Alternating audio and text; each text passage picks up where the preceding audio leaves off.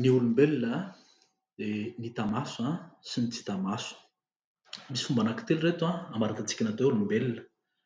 Fomba fijery humanisme théocentrique ny voalohany, ny faharoa humanisme anthropocentrique, ny fahatelo cosmovision de l'homme.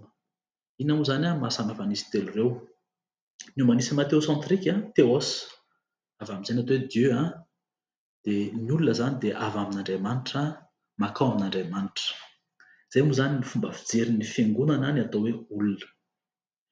Ny humanisme anthropocentrique kosa dia ny anthropos dikany hoe anthropos olona, izany hoe ny olona ihany no mandray an-tanana ny fiainany, tsy mila an'Andriamanitra izy. Izay koa moa izany no nipoiran'ny atao hoe fanjakana, tsy avy amin'ny Andriamanitra intsony ny fahefana fa ny fahefana dia avy amin'ny vahoaka mankao amin'ny vahoaka. Dia nipoitra avy amin'izany koa ny atao hoe soatoavy na républicaine.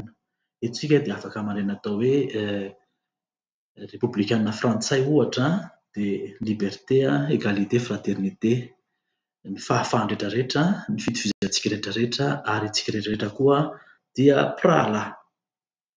Ny avy amin'ity humanisme anthropocentrique ity ihany koa dia avy amin'izay ny hoe siansa no zava-dehibe, izany hoe ny finonom-poana izany dia tsy eto intsony fa ny sain'ny olombelona, ny fahaizany, ny fanjakana, izay no mampa anthropocentrisme anazy.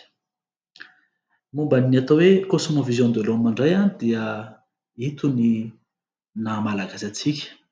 Ny antsika ny olona dia voafaritra amin'io zavatra misy rehetrarehetra io, amin'ny famboleny, amin'ny zavaboary misy, amin'ireo razana, ny fasana. Dia izay misy rehetrarehetra izay no hamaritana atao hoe olona.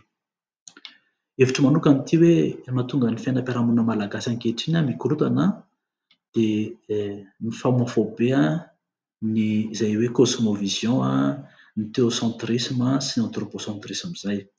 Tsy haiko ianareo raha mitovy hevitra amiko satria sady tsy mivelatra ny saina no sady mbola tsy tena voaray tsara ny atao hoe eglizy no sady te havotsitra ny fomban-drazana, te ho tazomina dia mikorontana ny fiainam-piarahamonina, mikorontana ny fiainan'ny tsirairay dia ataovy amin'ny commentaire eo izay mba hevitra momba an'izany fanaovantsika video manaraka. Dia misaotra anao naraka hatramin'ny farany, mankasitraka hatrany.